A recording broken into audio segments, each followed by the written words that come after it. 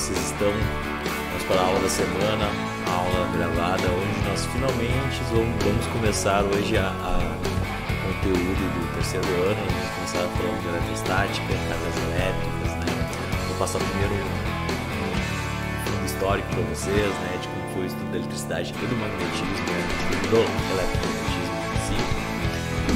E a partir desse contexto histórico a gente vai começar a estudar da base, né, toda a eletricidade, passando todos os conceitos fundamentais que vocês precisam, né, para aprovar em física no terceiro ano. Beleza? Então é uma aula que exige de vocês que vocês se mantenham focados, né? São conceitos que vão aparecer muitas vezes abstratos, né? Toda essa primeira parte da eletricidade, assim, a gente não enxerga porque a gente está trabalhando com sistemas microscópicos, né? Então é difícil a gente ter essa visão de enxergar, né, as coisas através do pensamento, ou através de desenhos, através de ilustrações, de fenômenos que a gente até verifica experimentalmente, né? Mas os efeitos não são tão visuais na maioria das vezes. Beleza? Bom, então, gente, como eu comentei com vocês, o tema da aula hoje de cargas elétricas e também a parte do fundamento histórico das cargas, do estudo da eletricidade e do magnetismo. Bom, pessoal, começando um pouquinho aqui para falar com vocês sobre a história do magnetismo, né? Então ela começa então em torno de uma época muito longínqua, né, antes de Cristo, com esse carinha aqui chamado Tales de Mileto, que basicamente verificou os primeiros efeitos da eletricidade, né? E como é que ele verificou esses efeitos da eletricidade? Ele verificou através dessa pedra aqui que vocês estão observando. Deixa eu pegar um laser aqui. A pedra do âmbar, né? Que é uma resina fóssil, né? E basicamente essa resina aqui, ela adquiria cargas elétricas, né, quando, por exemplo, né, a gente pegava materiais e esfregava nessa pedra, né? Após esfregar esses materiais nessa pedra, verificava então que objetos pequenos, como sementes, né, ou pequenas folhas, eram atraídos para essa pedra, para esse âmbar, né? Então o Tales de Mileto ele verificou esses primeiros efeitos, esses primeiros fenômenos, né? Ele, obviamente, como filósofo que era, elaborou sua tese sobre esses conceitos, né? E por muito tempo se manteve, né, a eletricidade de forma bem básica, né? Analisando apenas fenômenos simples como esse, certo? Não se aprofundou muito os estudos da eletricidade durante muito tempo, né? Tivemos algumas coisas lá na China, alguns cientistas chineses, alguma coisa na Ásia ali e na Europa Oriental, tá? Que foram que fizeram também experimentos, né? Que tem alguma coisa na literatura falando sobre. Mas, gente, em torno de 1600 chegou esse cara, esse cidadão aí, William Gilbert, né? Ele estudou eletricidade estática usando o âmbar também, como Tales de Mileto, né? E que era chamado elétron, né, em grego, e decidiu chamar o efeito da força elétrica, né? Então, e inventou o primeiro eletroscópio, né? Então ele verificou que essas atrações que apareciam entre esses objetos após atraído, né, vinham desses elétrons, né? Esse elétron, essa coisa que ele chamou de elétron, e conceitou algumas coisas com relação à força elétrica, né?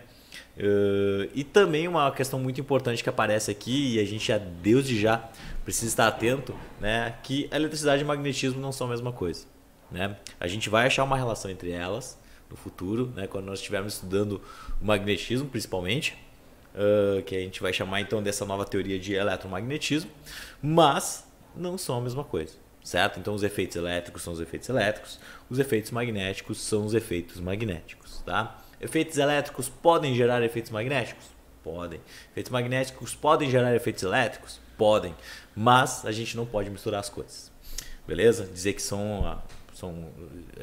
tanto eletricidade é a mesma coisa que magnetismo, tá? Esse é um erro crasso. E em 1700 apareceu esse outro cara aí, Stephen Gray, né? Que fez a distinção entre materiais condutores e não condutores. Isso é importante para o nosso estudo, né? E saber o que são materiais condutores e materiais não condutores. Isso aí vai ser tema da nossa próxima aula, tá? Que a gente vai falar dos tipos de materiais. Então vocês observem o gap, né? Nós tivemos desde Tales de Mileto até agora, 1600, 1700. Um gap muito grande, né?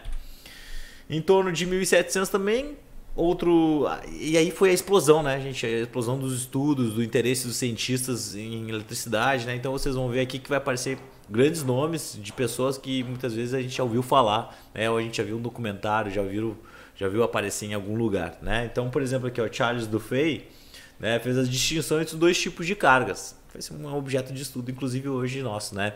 As cargas positivas e as cargas negativas. Então ele distinguiu que existem esses dois tipos, né? E como é a interação entre elas, né? A gente vai observar hoje que as interações entre as cargas são diferentes da maneira como a gente dispõe elas, beleza? Outro carinha bem conhecido aí, ó, Benjamin Franklin, né? E o experimento também que é muito conhecido, que ele carregou uma garrafa de Leyden. Garrafa de Leyden a gente vai ouvir falar mais adiante sobre ela, né? É um dispositivo que é capaz de armazenar energia, né? Então ele utilizou a garrafa de Leyden, né? E ele carregou ela com uma pipa, né? Uma tempestade, famoso experimento da pipa na tempestade, né? Isso aí, Benjamin Franklin, que vocês também já devem ter ouvido falar dele também na sua importância na história americana, né? Tanto na independência dos Estados Unidos. E constatou que os raios são uma forma de eletricidade. Então, logo as coisas começam a se emaranhar, né? Começam a se tornar próximas, né? Então, efeitos da natureza tem esses efeitos elétricos, assim como o âmbar quando era tritado com uma pele de alguma coisa, né? E atraía sementes. São efeitos muito próximos, né? O que mais aqui? Apareceu um cara aqui que vai ser interessante para nós, que a gente vai ouvir falar muito dele ainda, né? Que é o Alessandro Volta. Construiu a primeira pilha, né? Foi homenageado aí com uma unidade física que a gente vai trabalhar muito durante esse ano, que é os volts, né? Então, em torno de 1796, nós temos a nossa primeira pilha. A gente vai estudar isso aí mais à frente, vai ver que é um modelo muito arcaico, né? Um modelo muito simples. Inclusive, é um modelo que vocês podem construir como experimento, né? Fica a dica aí para quem quiser procurar experimentos de física. Lembrando que a gente tem que apresentar lá no final do semestre, né? Cada final de semestre nós temos uma apresentação de experimento, mas a pilha de volta é um modelo muito simples de ser realizado, tá? Vocês podem, inclusive, experimentar isso. Outro cidadãozinho aqui, ó, outro cara muito conhecido, né? Charles Coulomb, né? Que não é o Colombo, certo? Não é o Colombo, o descobridor da América, né? Descobridor. Charles Coulomb é um físico, cientista, né, matemático, né, que descobriu a força entre dois polos carregados, a força entre duas cargas, ou seja, né, é inversamente proporcional ao quadrado da distância entre elas e diretamente proporcional às suas magnitudes, né, as magnitudes das cargas. Então eles usam uma balança de torção, né, para fazer esse experimento. Isso aqui vai ser algo que a gente vai estudar logo em breve, forças elétricas, né, é objeto de estudo do nosso primeiro semestre, da nossa primeira avaliação, inclusive. Então Charles Coulomb ele vai aparecer para nós logo em seguida, tá? Aqui já vai aparecer físicos aí, vocês começam a observar, né, que as fotos começam a tomar cores, né? Elas começam a ficar daqui a pouco não vão ser mais desenhos, vão ser imagens mesmo, né? Dos cientistas. Então nós temos aqui André Marie Ampère, né? O Ampère ele já tem contribuições no campo do magnetismo, né? Então ele estimulou aqui a força magnética por dois fios percorrido, né? Percorrido por corrente. Então ele já fez uma parte da ligação entre o magnetismo e eletricidade. A gente vai ouvir muito falar sobre ele também nas unidades de corrente elétrica, né, que é o ampere. Então aqui nós já estamos em 1820 e aqui já está aparecendo outro físico famoso, o George Ohm, né? Então o Ohm que foi responsável pelas leis de Ohm, tá? Então essas leis aí que vão reger sistemas resistivos, né? Então ele tem a sua principal lei. Tem duas leis, a primeira e a segunda lei de Ohm, né? A primeira lei que vai dar a relação famosa entre corrente, resistência e tensão elétrica, que a gente vai usar muito durante esse ano aí, quando nós estivermos falando em circuitos elétricos, principalmente. Beleza? Então nós estamos já em 1827, vamos para 1831, quando vai aparecer Hans Hostert, né? Então Hostert, ele demonstra a relação entre a corrente elétrica e o magnetismo. Então a gente pode dizer que com o Hostert, né, nós temos o eletromagnetismo, né? O surgimento do eletromagnetismo, os efeitos elétricos fazem também aparecer efeitos magnéticos surgem também a partir de efeitos elétricos e assim por diante. E aquele outro cidadãozinho ali, ó, muito importante também, tá ali a figurinha dele, Esse cara aqui é o Michael Faraday, né? Então nós temos em 1830, vocês estão vendo que as roupinhas, os modelitos das roupas estão ficando mais modernos, né? Então em 1830 ele mostrou um princípio muito importante para a geração de energia, né? O princípio da indução elétrica, né? Então a força eletromotriz, um campo magnético pode induzir uma força eletromotriz nos terminais de um condutor. Então essa foi a contribuição do Michael Faraday, né? Mais à frente nós temos alguém muito importante na física, né? James Maxwell, né? James Clerk Maxwell, que foi em 1864, né? Ele basicamente ele dá um fechamento no eletromagnetismo. Ele constrói as 4 leis de Maxwell, né? As 4 equações de Maxwell que vão definir os fundamentos do eletromagnetismo, né? O Maxwell também teve contribuições gigantescas na termodinâmica. Então esse cara aqui, ó, não fazia mais nada da vida dele a não ser física, né? Então olha só a carinha dele, parece um pouquinho louco, não muito, né? Quem for seguir os estudos dentro dos ramos da engenharia, da física, né? E disciplinas científicas, né, vai ouvir falar um pouco mais sobre James Maxwell, né, e possivelmente vai se deparar com as suas equações.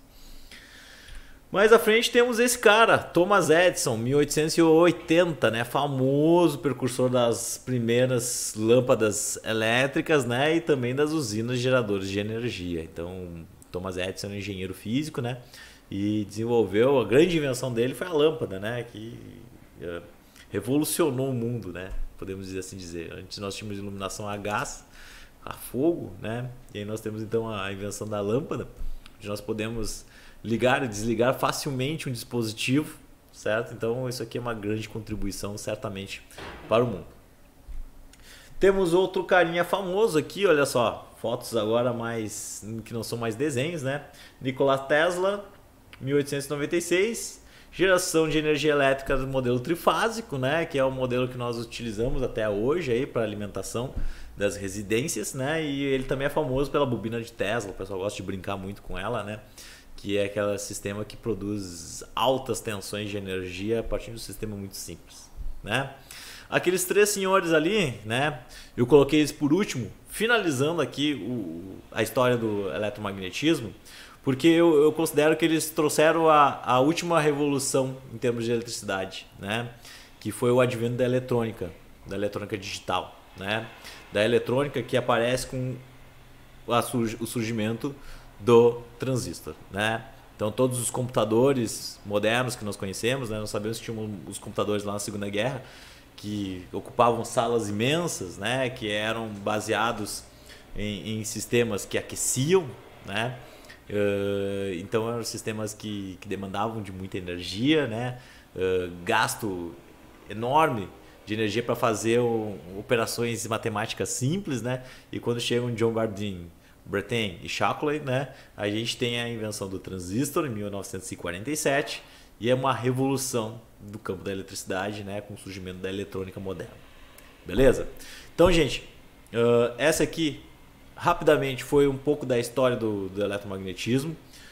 A maioria desses personagens aqui, a gente vai voltar a ouvir falar sobre eles e as suas teorias, né? Então a ideia do terceiro ano é a gente pegar o que esses caras falaram, toda a física que existe por trás disso, aprofundar um pouquinho dentro do escopo do ensino médio, obviamente, né? E entender um pouco mais como que é esse negócio que funciona da eletricidade e do magnetismo, como é que os objetos funcionam, como é que eles ligam, como é que eles desligam, como é que nós construímos circuitos, entre outras coisas, como é que nós produzimos energia, né? Beleza? Bom, feita essa primeira parte, essa parte inicial com toda essa formulação científica, né? Vamos partir para agora então, né, falar sobre cargas elétricas, né? E para falar de cargas elétricas, nós precisamos falar da estrutura atômica, certo? Então nós vamos começar a aula de hoje falando do átomo, né? E o seu modelo mais aceito hoje em dia, né? Que é aquele modelo que, inclusive, né, muito se discutiu nessa época aí onde estavam se finalizando os estudos da eletricidade, né? 1900 por ali. Que tipo de modelo nós temos, né? Então, o modelo do átomo que nós conhecemos pegar algumas flechinhas aqui, né? É esse modelo que nós temos um núcleo atômico. Então aqui no centro nós temos um núcleo. E dentro deste núcleo nós temos dois tipos de partículas, né? Nós temos os prótons e os nêutrons, tá? E os nêutrons. Então prótons e nêutrons constituem esse núcleo, certo? E fora desse núcleo nós temos essas emaranhados de sistemas, né? Onde nós chamamos de eletrosfera. Então aqui, ó, nós temos a eletrosfera,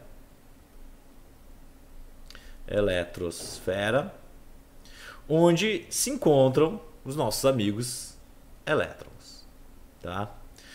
Então, pessoal, dentro da estrutura atômica, nós temos essas partículas mais essenciais. É claro que hoje em dia se sabe que no núcleo e a formação dos prótons e a formação dos nêutrons existem outras partículas ainda mais elementares, mas que nós não trataremos dela neste momento, certo?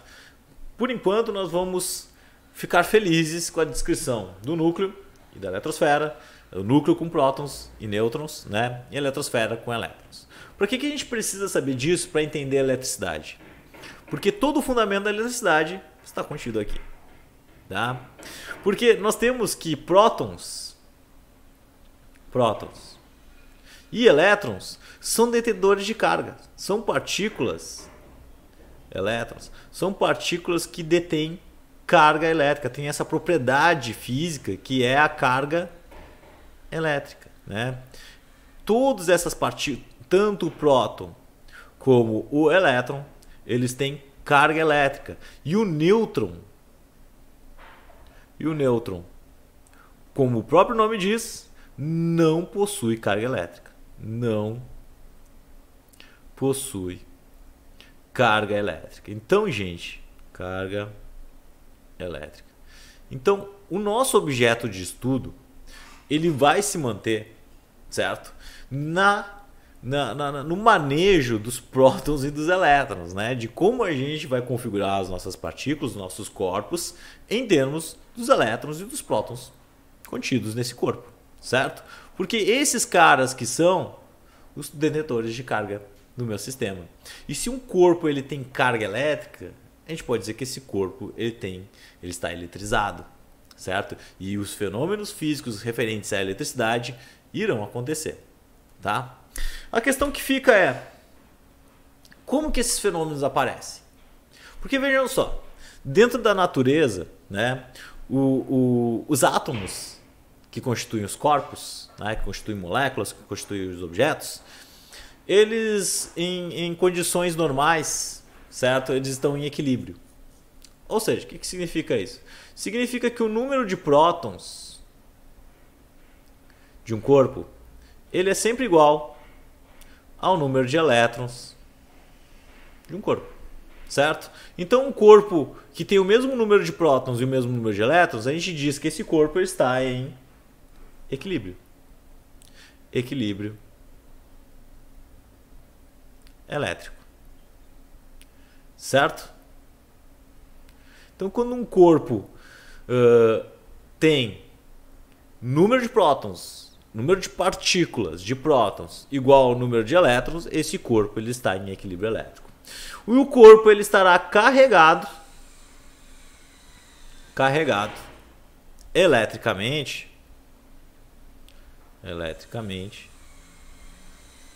quando este número de prótons, vou botar assim, ó, NP como sendo o número de prótons, for diferente do número de elétrons. Beleza? Então, quando nós tivermos isso, esse corpo está carregado. Então, qual é a ideia? A ideia é a gente procurar maneiras, se eu quero produzir eletricidade, né, de fazer esse desequilíbrio dentro da estrutura atômica, né, de retirar elétrons de um corpo, de colocar elétrons no corpo. E por que eu falo elétrons? Porque retirar prótons é muito difícil. Para a gente retirar prótons de um objeto, né, de um átomo, eu preciso fazer uma fissão nuclear, eu preciso quebrar aquele núcleo, né? Eu preciso pegar o núcleo e quebrar ele ao meio para poder tirar o próton dali. E isso demanda muita energia, né? E por demandar muita energia, não é viável eu fazer uma coisa dessa. O que é viável? Viável é tirar elétrons da eletrosfera. Isso é muito fácil. Com um peteleco de energia, eu vou lá e retiro elétrons, né? Então, dentro da eletricidade, vocês vão sempre ver que os desequilíbrios elétricos eles sempre acontecem quando eu coloco ou retiro elétrons do meu sistema, certo? Vamos supor aqui, então, na primeira situação, que eu retirei um próton, né? A gente já viu que isso é muito difícil de ser feito. Mas vamos supor nessa situação hipotética que eu realmente consegui tirar um próton do meu átomo. No momento que eu retirar o próton do átomo, o número de prótons pertencente desse meu sistema, ele é menor que o número de elétrons. Se o número de prótons é menor que o número de elétrons, meus amigos, o que vai acontecer? Vai acontecer que este corpo ele estará carregado negativamente. Por que ele vai estar carregado negativamente? Eu vou explicar. Carregado.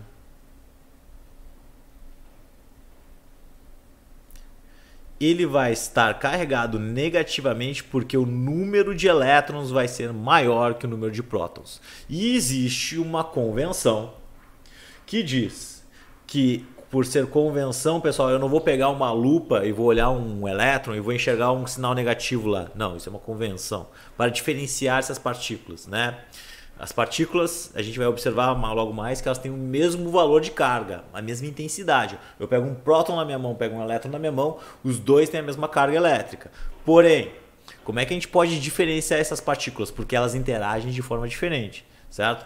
E eu obtenho essa interação diferenciada delas pelo sinal. Então, uma carga negativa é deixa eu botar aqui, é um elétron.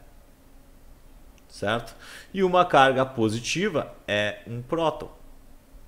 Beleza? Isso aqui você já deve ter ouvido falar em alguma vez na vida de vocês. Então, nessa situação aqui, como a gente está vendo, se eu retirar um próton, certo? Tirei uma partícula amarelinha ali, que é o próton, no caso dessa minha figurinha, né? Aqui a gente tem um átomo de hélio, né? 2 prótons, 2 elétrons. Um átomo simples. No momento que eu tirei o próton, essa partícula aqui ela ficou carregada, é o que nós chamamos de hélio menos, né? Ele está negativo. Ele foi retirado uma partícula positiva dele, ele ficou negativo, certo? Beleza? Vamos supor agora que eu voltei com a minha situação inicial e agora eu vou tirar um elétron, que é a coisa mais simples que nós temos para fazer, né? Dessa forma, o número de prótons, pessoal, é maior que o número de elétrons e esse objeto ele está carregado positivamente.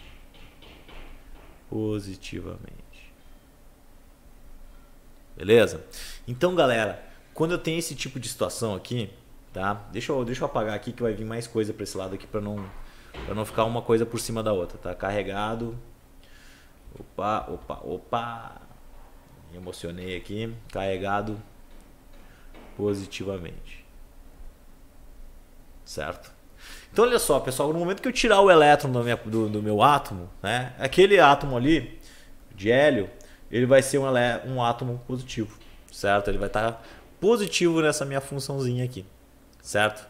Ele tem cargas positivas a mais, certo? Ele tem 2 prótons e ele tem 2 elétrons, né? O símbolo do elétron é aquele E ali com aquele chapeuzinho, tá, gente? Então, quer dizer, desculpa, gente, aqui vai ter um elétron, né? Eu tirei o outro. Então, logo, ele tem mais prótons do que elétrons. Se ele tem mais prótons do que elétrons, ele está carregado positivamente. E aí vai entrar a questão de interação, pessoal. Interação entre essas partículas. Como é que se dá a interação entre elas, né? Porque isso que vai gerar os efeitos elétricos. A gente está discutindo aqui que nós temos prótons, nós temos elétrons, tal, não sei o quê. Mas como é que dão os fenômenos elétricos, né? Como é que aquelas sementes, aquelas folhas eram atraídas pelo âmbar lá no experimento do Tales de Mileto, né? Como é que isso acontece? Acontece pelo seguinte: partículas positivas, 2 partículas positivas, 2 prótons aqui, né? Eu vou pegar aqui 2 elétrons também, 2 elétrons. E aí eu vou pegar um próton e um elétron. E vamos colocar eles próximos. Vamos colocar eles próximos para ver o que acontece com essas partículas quando elas estão próximas uma da outra, né? Para ver qual é a interação entre elas. Quando a gente faz isso, a gente observa que quando eu aproximo uma carga positiva de uma outra carga positiva, nós temos um efeito de repulsão. Nós temos repulsão eletrostática. Quando eu coloco uma carga negativa próxima de uma outra carga negativa, eu tenho um efeito também de repulsão.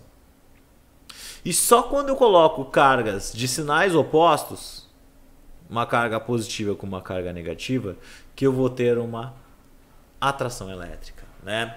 Então essas são forças que aparecem devido a essas propriedades elétricas das cargas, né, das partículas elementares. Os prótons e os elétrons, eles exercem forças entre si, né? E essas forças podem ser de atração ou de repulsão. No momento que eu estabeleço uma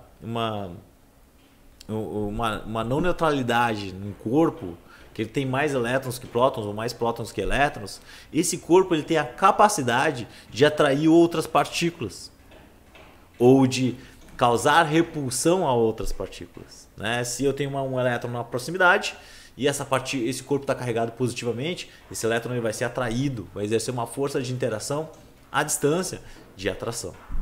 Se esse corpo positivo passa um próton ali pela volta dele, ou um outro corpo positivo, esses dois corpos eles vão interagir de forma que eles tenham repulsão também. Beleza? Então essa é a ideia da lei de atração e repulsão elétrica, certo? Que é uma propriedade da estrutura atômica da matéria. Beleza? Vamos fazer um exercício aqui para vocês entenderem. Ah, faltou uma informação importantíssima. Eu vou dar essa informação aqui nesse slide mesmo. Olha só.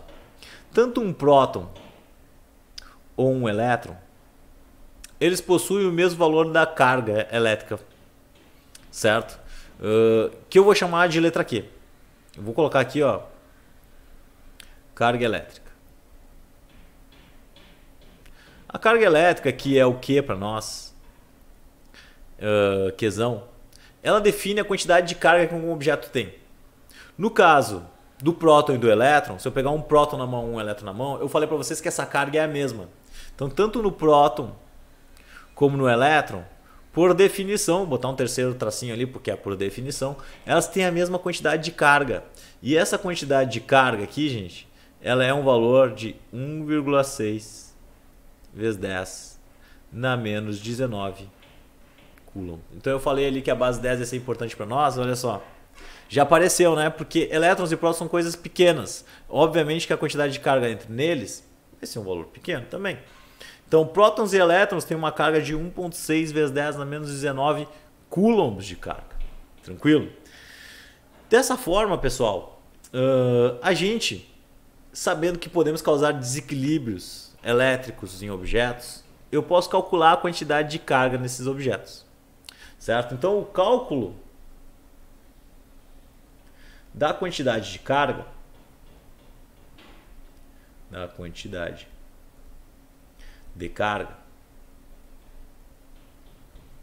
o cálculo do Qzão, ele é feito a partir do número de partículas que eu retiro ou que eu coloco nesse corpo.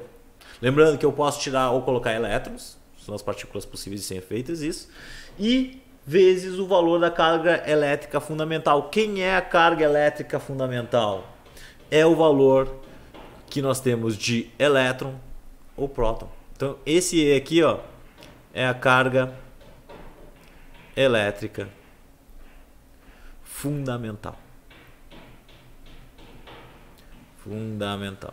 Ou seja, pessoal, se eu pegar um elétron na mão, eu tenho 1,6 vezes 10 a menos 19 coulombs de carga. Se eu botar um próton na mão, eu tenho 1,6 vezes 10 a menos 19 coulombs de carga, né? Óbvio que eu vou distinguir se eu tenho um elétron ou um próton através do sinal. Que o elétron tem um sinal negativo pela nossa convenção e o próton tem um sinal positivo pela nossa convenção.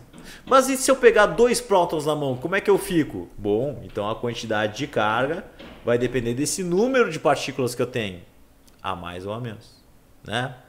Beleza? Então olha só, o que é o N? Número de partículas.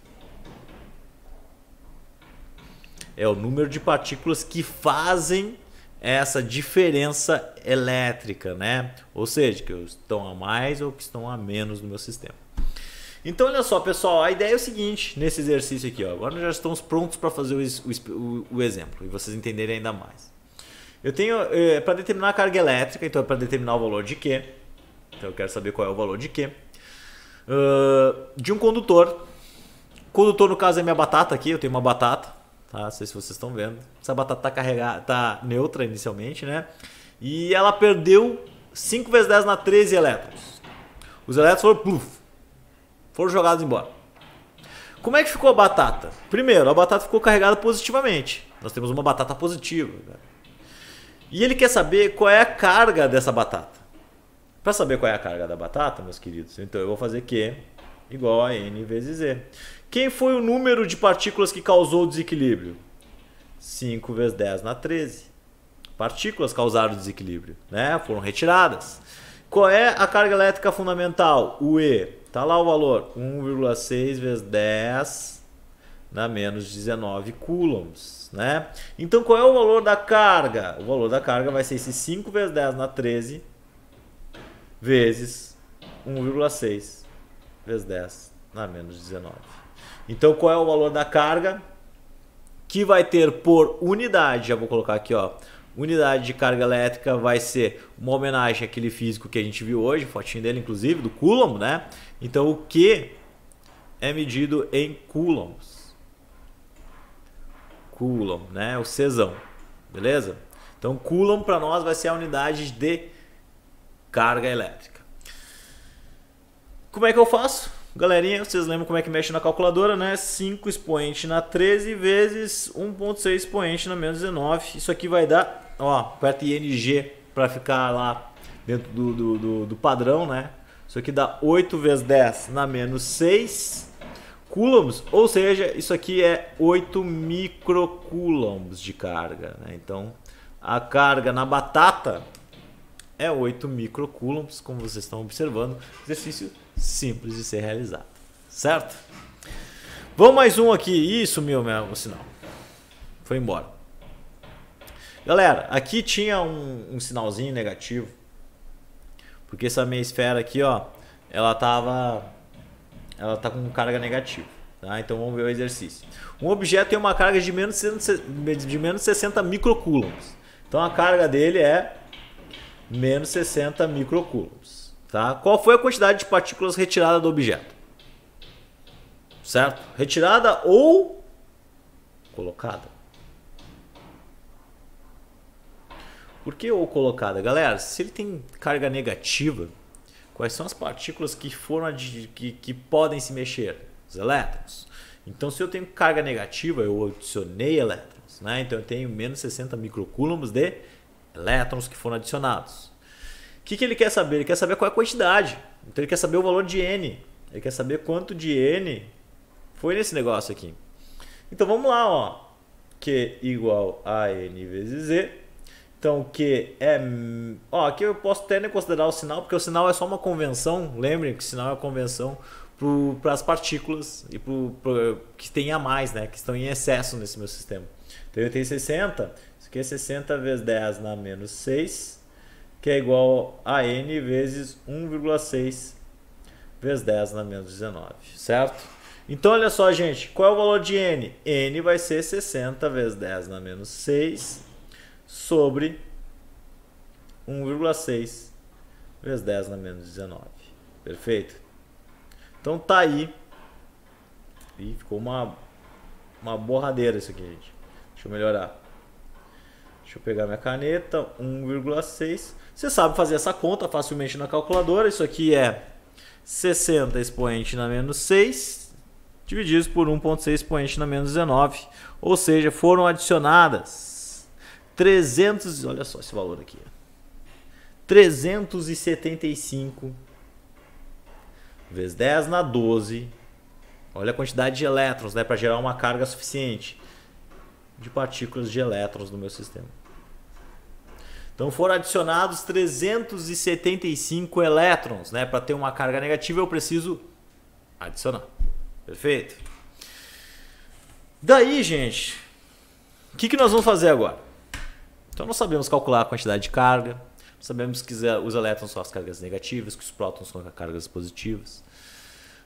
Nós sabemos que cargas de sinais opostos se atraem, cargas de mesmos sinais se repelem. certo? Aparecem as forças de repulsão e de atração. Daí então a gente vai ver quais são os processos mais simples para eletrizar sistemas, para eletrizar corpos, né? Nós temos alguns processos que são muito simples que a gente vai discutir os seus efeitos e a maneira como eles são constituídos, como é que eles são criados, tá? Então aqui, ó, pessoal, nós temos o atrito, que é o primeiro processo, que é aquele mesmo processo que o Tales de Mileto fazia com um paninho no âmbar, né? Agora eu peguei a minha batata e vou passar no cabelo de alguém, certo? É isso aqui que eu tenho. Quando eu passo a batata aqui, esfrego a batata no cabelo de alguém, né? Estou fazendo o atrito. Depois que eu separei a batata, o que vai acontecer? No atrito, os dois corpos eles trocam cargas. Vão ter corpos que vão ter maior probabilidade de receber cargas, receber elétrons, e tem corpos que têm maior probabilidade de doar elétrons. No caso aqui desse meu exemplo, o cabelo ele doou elétrons porque ele ficou positivo. E a batata, ela recebeu elétrons porque ela ficou negativa. Então, dentro do processo de atrito, sempre tem os corpos no atrito aqui, adquirem cargas de sinais contrários. São cargas de sinais contrários, porém, mesma quantidade. Mesma quantidade. Gente, se o cabelo doou 2 elétrons, se ele perdeu 2 elétrons, a batata, no processo de atrito, tem que ter recebido esses 2 elétrons. Se a gente está considerando aqui que é um sistema isolado, né? Não tem mais ninguém participando desse atrito aqui. Se tiver mais alguém participando do atrito, bom, daí já vira outra coisa, né? Mas, se nós temos só o cabelo e a batata, no processo de atrito, tá?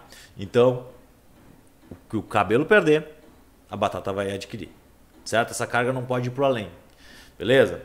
Aqui tem uma tabelinha para vocês darem uma olhadinha de objetos que têm maior tendência a perder elétrons ou a receber elétrons. Por exemplo, aqui, ó, se eu atritar vidro e lã, que é bem comum, o vidro ele tem maior tendência, olha só, ele é mais positivo, maior tendência positiva, ele tem maior possibilidade de ficar com uma carga positiva, ou seja, com menos elétrons, e a lã tem a maior probabilidade por estar numa região mais baixa aqui, onde a tendência é ter cargas negativas, de receber esses elétrons. Se eu porventura agora pegar a lã e atritar com o plástico, pegar lã e plástico, a história muda. O plástico vai ficar negativo e a lã positivo. Então, dependendo dessa tabelinha aqui, vocês podem consultar, ela vai estar no livro de vocês, né? Os objetos vocês podem adquirir os sinais de carga, como vocês estão observando aqui, tá? Essa é a ideia, basicamente. Tranquilo? Bom, aqui só queria mostrar para vocês nesse slide, né? Só para escrever aqui que a quantidade de carga na batata é igual à quantidade de carga no cabelo, certo? Só que aqui nós temos uma quantidade de carga positiva e aqui nós temos uma quantidade de carga negativa. Esse é o resultado final da historinha. Beleza? Então este é o atrito. Dois corpos inicialmente neutros atritados adquirem sinais de carga de mesma intensidade, porém com sinais opostos. Beleza? Esse é o fim. Vamos ver mais um processo de eletrização. Aqui neste processo de eletrização, gente, nós temos a batata aqui, ó, que está carregada negativamente, como vocês estão vendo. É a batata, né? E eu tenho uma batata que está neutra. Beleza? Uma batata neutra, ou seja, o que significa estar neutro? Prótons igual a elétrons, né? O número de prótons é igual ao número de elétrons. O que eu vou fazer? Vou lá e vou pegar essa batata carregada e vou encostar na batata neutra. O que vai acontecer, gente? Neste momento que eu encostar as batatas, né? Então a próxima coisa que vai acontecer é isso aqui, né? Parte da carga que nós tínhamos na batata 1 vai ser transferida para a batata 2, certo? Então, no momento que eu separar as batatas, né, botar uma batata para cada lado, vai ter aqui uma batata 1 e a batata 2. Eu separei, então eu coloco elas em contato, como o próprio nome diz. Uma batata carregada, a outra não. Coloco elas em contato. A batata 1 vai ter uma quantidade de carga 1 negativa e a batata 2 vai ter uma quantidade de carga 2 negativa também. Ou seja, no contato, os dois objetos adquirem a mesma carga. Então, ó, no contato, os dois corpos adquirem a mesma carga. Adquirem a mesma carga. Porém, os dois adquirem a mesma carga e o mesmo sinal, tá? E a quantidade de carga nos dois objetos, se eles são iguais, se eles são parecidos, né? É a mesma. Então, ó, a quantidade, o que, vou botar assim, ó, deixa eu melhorar aqui. O que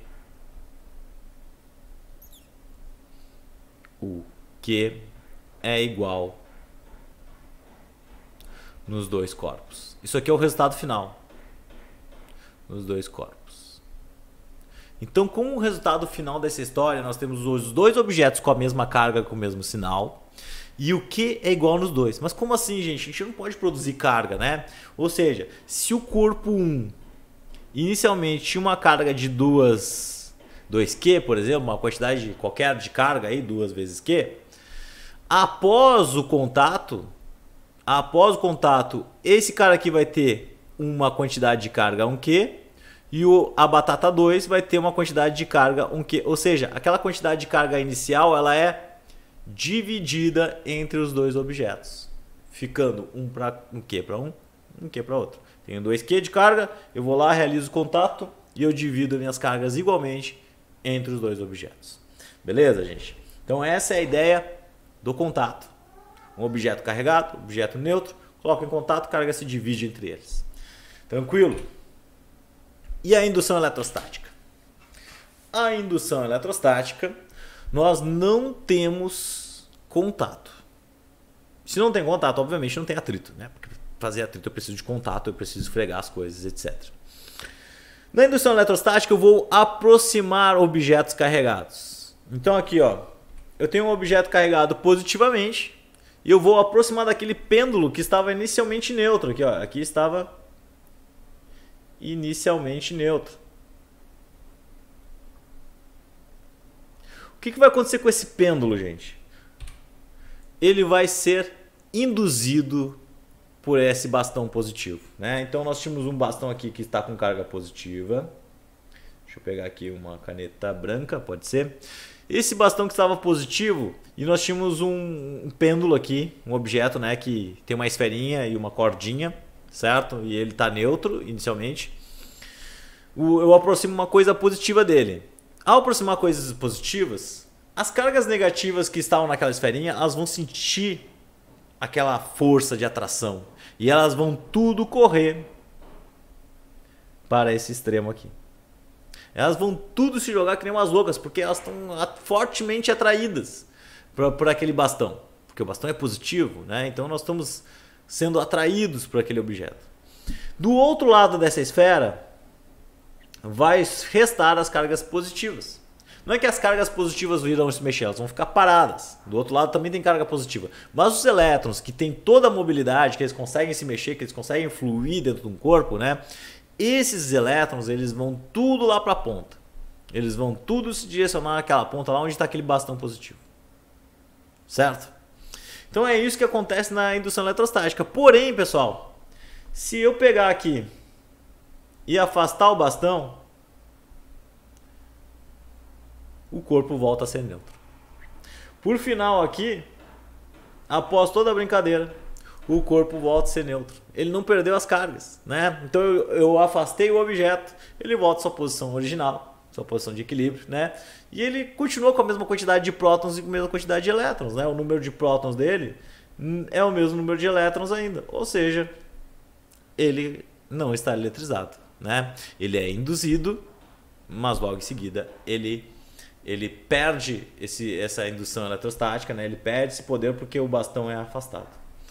Porém, gente, se eu fizer um processo conhecido por todos nós, que é aquele processo de aterramento, que é fazer uma ligação do corpo com o solo da Terra. Ao fazer essa ligação do corpo com o solo da Terra, eu vou botar a Terra. Eu vou ter que explicar como é que é a Terra, né? A Terra é a mãe de todas as cargas. A Terra, ela cede cargas, ela recebe cargas e ela se mantém sempre neutra. Porque as dimensões do planeta Terra são muito grandes, né? Então, se ela doar uns 20 milhões de elétrons, para ela não é nada, né? A quantidade de massa que ela tem é gigantesca, ela consegue se manter estabilizada, consegue se manter neutra eletricamente para os nossos objetos do nosso dia a dia, do nosso cotidiano. Então, olha só, gente. Se eu tenho uma batata aqui neutra, inicialmente neutra, eu vou lá e aproximo de um objeto positivo, muito positivo, com uma carga Q, certo? O que vai acontecer? Eu vou induzir cargas negativas nesse extremo da batata, como a gente já ouviu falar. E no outro extremo da batata vão restar as cargas positivas, certo? Não é que as cargas positivas tenham fugido, não, elas não fogem. Quem se aproxima são os elétrons, né? Que os elétrons têm a fluidez, pensem nisso. Semana que vem a gente vai falar mais sobre isso, que a gente vai falar dos materiais, né? Os elétrons, então, eles têm essa fluidez, então eles conseguem se deslocar até a ponta da batata, porque estão atraídos, indução eletrostática. Só que agora vocês estão vendo que aquele lado da batata lá está aterrado. Como ele está aterrado e agora eu tenho uma região positiva, porque os elétrons daqui fugiram, nós teremos elétrons migrando aqui para a batata. Os elétrons que vêm da Terra, certo? Como a Terra é o pai e a mãe de todas as cargas, ela vai doar algumas cargas. E aí no momento que eu afastar esse objeto positivo aqui, o que vai acontecer? A minha batata vai ter carga final negativa, porque ela estava aterrada. E ela, após a indução eletrostática, ela se carregou. Ela adquiriu carga elétrica. Vamos pensar a situação contrária. Que agora eu aproximo um objeto muito negativo. O que vai acontecer? Os elétrons vão fugir. Lembra do princípio de atração e repulsão eletrostática, né? Então, os elétrons eles vão fugir desse lugar positivo, desse lugar negativo aqui, e vão restar as cargas positivas. Como este lado aqui está aterrado, novamente, agora nós teremos a fuga de elétrons, porque os elétrons eles querem ir para o lugar mais longe possível da onde está aquele objeto negativo, né? Aquele objeto que tem uma carga negativa muito grande, que está induzindo todo o meu corpo.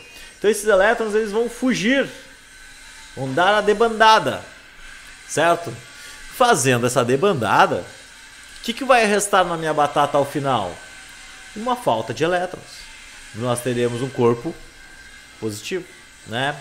Então, ao final deste processo de eletrização, nós ficamos com um corpo positivo, porque nós induzimos com uma carga negativa e esse objeto estava aterrado. Beleza? Então, vocês viram que o processo de indução eletrostática ele não envolve troca de cargas. Porém, se esse objeto ele está aterrado, nós teremos troca de cargas com o aterramento, certo? Com essa ligação feita com a Terra, e esse objeto então ele vai adquirir carga, certo? E vai ficar eletrizado. Tranquilo? Vamos fazer alguns exemplos? Vamos fazer alguns exemplos, tá? Olha só, gente, que bacaninha.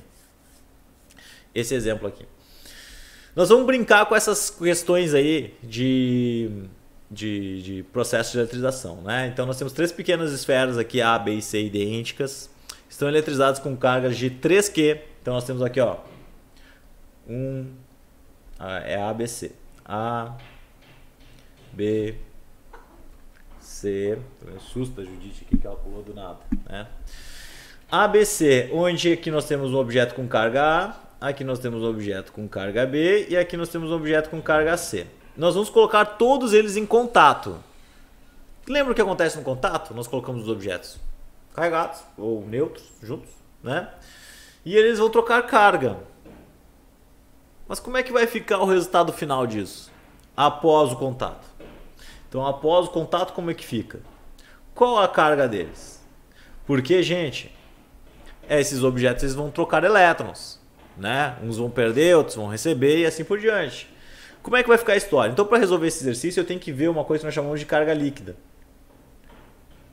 Qual é a carga total do meu sistema? Como os três estão em contato ao mesmo tempo, simultaneamente, certo? Então eles vão trocar ao mesmo tempo toda a carga. Então a carga envolvida aqui vai ser, ó, 3Q menos 2Q mais 5Q.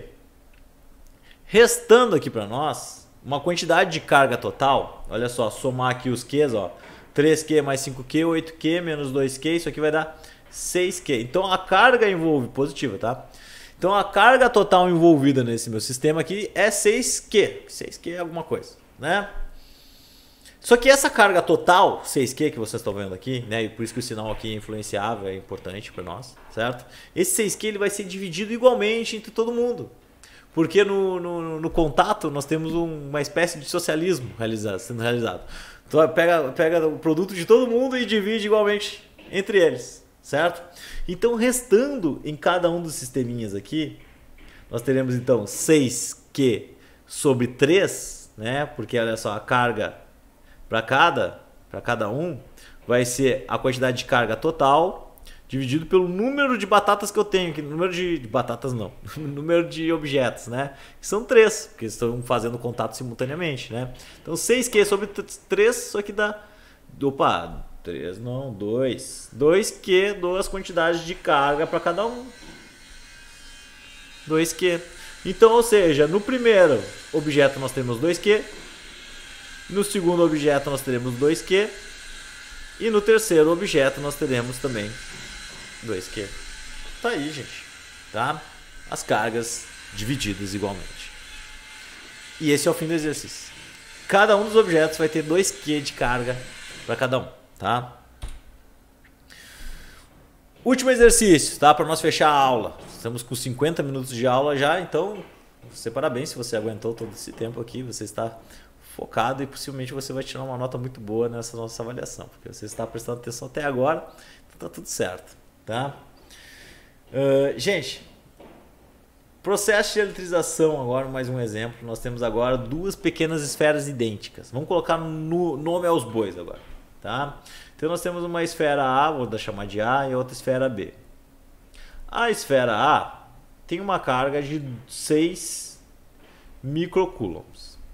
A esfera B tem uma carga de menos 10 microcoulombs. Elas são colocadas em contato, então a gente faz o contato entre elas. Vai lá e põe elas em contato, bonitinho, tá? Aproxima elas, gruda elas, elas vão trocar carga. A pergunta que fica, qual é o número de elétrons que passa de uma esfera para outra? Qual é a quantidade de carga que é passada de uma para outra? A quantidade de carga que vai ser passada de uma para outra é igual, certo? Então olha só. Vamos supor aqui qual é a carga líquida, novamente. A carga líquida vai ser o 6 micro menos 10 micro, né? Tá todo mundo em micro, então eu posso somar e subtrair esses objetos aqui da mesma forma. Então, ó, menos 2 microcoulombs. Então, desculpa, gente, menos 4, né? Já estou pensando na frente, já estou pensando quanto que vai ficar em cada um.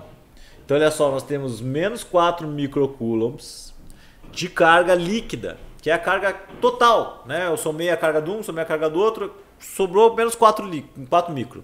O que vai acontecer? Nós temos dois objetos, então nós vamos para cada um, a quantidade de carga para cada um vai ser esses menos 4 micro por 2. Por quê? Nós temos duas cargas, nós precisamos dividir essa carga líquida que sobrou aí pelos dois.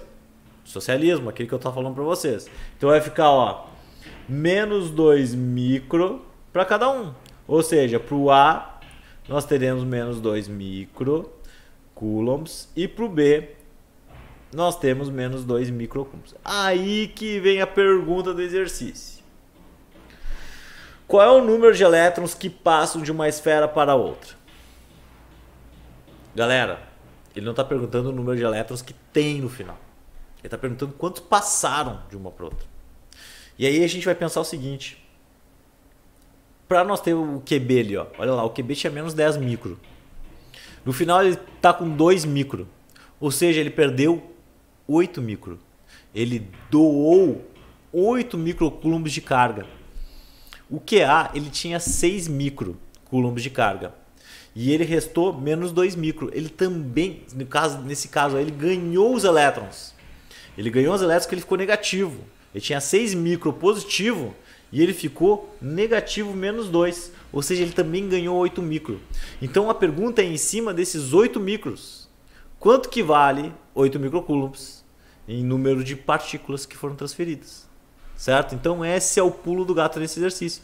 Eu vou fazer aqui a Qn vezes Z para descobrir isso aí. Se a brincadeira é em torno desses 8 micros, eu quero saber o número, e o E é 1,6 vezes 10 na menos 19, certo? Então meu N vai ser 8 vezes 10 na menos 6, que é 1 micro, sobre 1,6 vezes 10 na menos 19. Então o número de partículas que foram transferidas é 1,6 expoente no menos 19, 5 10 na 13. Então nós temos 5 vezes 10 na 13 elétrons perdidos por um corpo e ganhados. Esses 5 10 na 13 foram jogados lá para outro corpo. Então eu peguei 5 10 na 13 elétrons de um corpo e joguei para o outro corpo. Então esse exercício aqui, ó, tem que usar, tem que parar um pouquinho para usar a mente, para entender o que o exercício está pedindo e entender todo o conceito físico envolvido nessa primeira parte aqui da eletricidade. Certo? Exercício puramente de lógica, como vocês estão vendo aqui. As atividades da semana estão aí, são 4 exercícios muito parecidos com o que eu fiz agora. Façam com carinho, façam com atenção. Não se esqueçam de ler muito bem os exercícios para que vocês não cometam erros, né? E esses erros se proliferem aí, de repente, para nossas avaliações. Beleza, gente? Certo? Tranquilo? Tá? A aula da semana é essa. Nos vemos na semana que vem, uma aula ao vivo, tá? Fiquem bem. Até a próxima. Tchau.